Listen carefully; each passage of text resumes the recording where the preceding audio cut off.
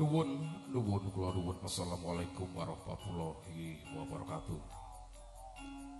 A'udzu billahi minasyaitonir rajim. Bismillahirrahmanirrahim. Assalatu wassalamu ala asrofil anbiya'i wal mursalin sayyidina wa maulana Muhammadin wa ala alihi wa sahbihi ajmain. La haula wala quwata illa billahil aliyil azim.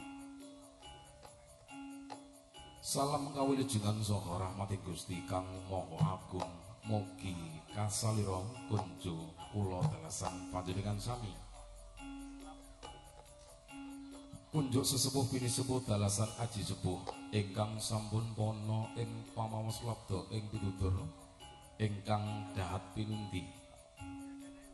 Para alim ulama kiai miwah haji ingkang rinten kalawan dalutan sah semanding kitab suci wahyuning ilahi Al-Qur'anul Karim minangka kiblating panembah dhateng Gusti Allah Subhanahu wa taala ingkang dahat kinabekten.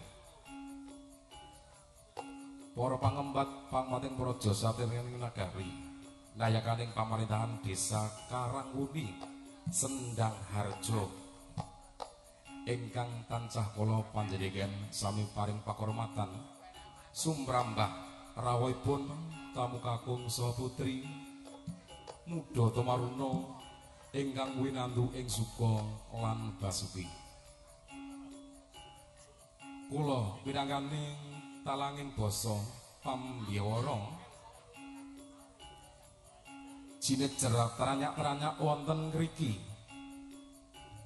sulih salira saking panggenipun Campurasari Cross Musik suwan ngabiyantara wonten wismanipun Bapak Narto Ibu Suryati aturaken wilujeng siang tamu kakung saha putri lenggah wonten papan sakawit sinambi anggrah pipasgata katuraken dening muda tumaruna. Nanging sakderengipun sumangga kula dherekaken ngaturaken puja-puji syukur dhateng ngarsa Gusti Allah Subhanahu wa taala. Baginda Rasulullah Nabi Muhammad sallallahu alaihi wasallam tansah kula tengga panjenengan sami syafaat nganti inayahipun.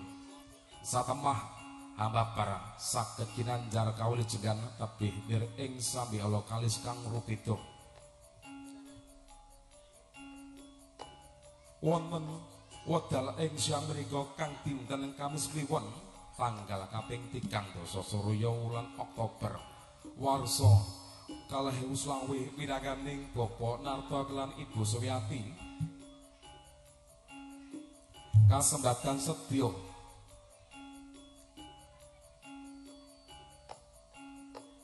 dados piantun sepuh dapaken pinanganten sarimbit nuninggih Raka Mas Bagus Dimas Maulana Jinaturkama kalian Rayu Sintia Aprilia Sari kanthi adat wididane ingkang sampun cinengker lumampah wonten ing pertapan Karangwuri Sendang Harjo. Kawontenan Tri Waranggana Widowati kaasta dening Campurasari Cross Musik sepisan kanthi rawuhipun Mbok Ayu Sri Tanjung kasusul kanthi jengaripun saking sasana palenggahan harsa paring sukaparsa lipur kanthi biswanipun Rayu Elsa Kalista jangkep ingkang angka kaping 3 sinengguyung kalian Rara Ayu Fitri Amalika. Atur paring pakurmatan Campurasari Indonesia Cross Campurasari jangkep audio profesional